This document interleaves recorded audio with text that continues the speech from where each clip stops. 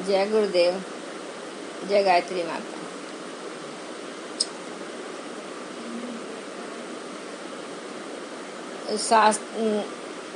आगे गुरुदेव जी लिखते हैं कि शास्त्रों में सूर्य को इस जगत का आत्मा कहा है। आत्म पूजितोपनिषद में सूर्यात्मकता ही दीप या सूर्य तेज में मन के विलय की स्थिति ही आत्म साक्षात्कार है।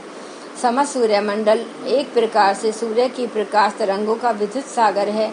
देखने में ऐसा लगता है कि आकाश पोला और अंधेरा है, पर यह बात 1800 में ही यूरेनस की खोज करने वाले वैज्ञानिक विलियम हर्शल ने बता दी थी कि अंधकार नाम की कोई सत्ता संसार में है ही नहीं। कण कण में प्रकाश घुला हुआ है, भले ही हमारी बाह्य आंखें उसे न देख पाती हों।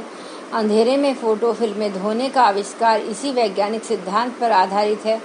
फिर भी हम उस सर्वव्यापी प्रकाशवान विद्युत आत्मा की अनुभूति क्यों नहीं कर पाते? उसका कारण है कि उसी माप, पवित्रता, प्रकाश, पूर्णता, शुद्धता और तत्व की विद्युत हमारे पास नहीं। हमारा मन दूषित रहता है। अस्पष्ट सपनों में भय और विकार इसी बात के प्रतीक हैं कि हमारा मन अस्त व्यस्त अपवित्र है। ऐसे बुरे सपनों का कारण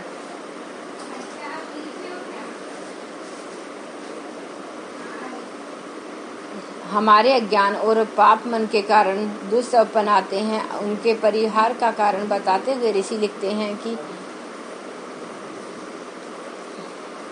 स्वप्न सुपत्वा यदि पश्यसि पापम अर्थौ पर्यावर्ते दुष्वन पापता पाप याद भूत्या ब्रह्म हम तरम कर्ण परा स्वपन मुखा सुचय।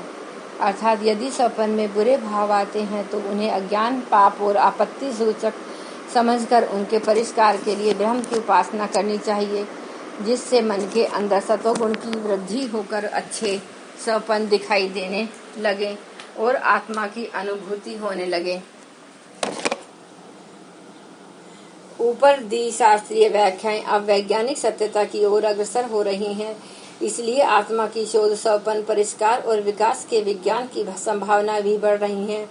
सत्य सपनों की क्षणिक अनुभूति का कारण मन का शरीर में आत्मा के प्रतिनिधि सुषुम्ना शीर्षक में पात या मिलाप है।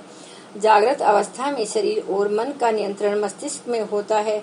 मस्तिष्क के उभरे हुए भाग का गायराई कहते हैं। दो गायराई के बीच एक दरार होती है, इसे सल्कस कहते हैं।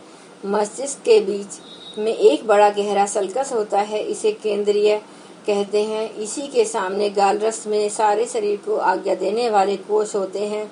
इन कोषों का शरीर की हर क्रिया पर नियंत्रण होता है। आने वाली नसें सूचना लाती हैं और जाने वाली सूचना ले जाती हैं।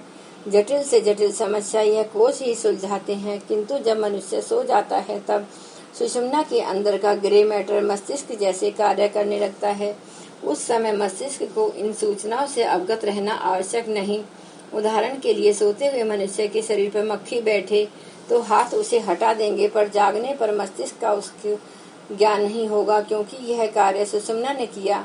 सुषुम्ना ईड़ा और पिंगला बाई नाड़ी है, जिसे सारे शरीर के बाएं अंगों को नाड़ियां जाती हैं। योग शास्त्रों में 7, 2, 8, 6, 4 नाड़ियां बताई जाती हैं कि मध्य की स्थिति अर्थात ऋण व धन दोनों विद्युत कणों का या विद्युतातीत अवस्था है। वह इनसे संबंध होने के कारण शारीरिक प्रपंचों से भी संबंध रखती है, पर उसका मुख्य संबंध आकाश से है। इससे आकाश ही पोलाई और वही द्रव्य प्रकाशमान है। इसे ही वह सुई कहते हैं, जो सूर्यात्मक आकाश या ब्रह्मांड के रहस्यों से मन का संबंध जोड़कर उसे व्यापक बनाती है, आत्मा से संबंध जोड़ती है। गायत्री उपासना या योग साधना से नाड़ी शोधन क्रिया होती है। शुद्ध हुई सुषुम्ना में मन का प्रभावित होना ही दिव्य स्वप्न दिखाता है। उस समय एक विराट क्षेत्र में हमारी चेतना तैर रही होती है, इसलिए दिव्य आकृति, यहाँ ग्रह, नक्षत्र, पर्वत, नदी, हरे भरे स्थान दिखाई देते हैं। हमारे संस्कारों में अनेक जन्मों की स्मृतियां होने के कारण मन की चंचलता रेडियो की खड़खड़ाहट की तरह तब भी रहती हैं, पर इन अनुभूतियों का लाभ कठिन परिस्थितियों में भी निरंतर आत्म विकास की ओर उन्मुख रहने में लिया जा सकता है। आज के लिए बस इतना ही।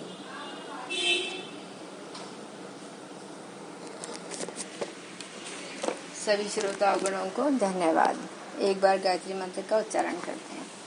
ओम भूर्भुवः स्वः तत्सवितुर्वरेण्यं भर्गो देवस्य धीमहि धियो यो न प्रचोदयात्। जय गायत्री माता जय।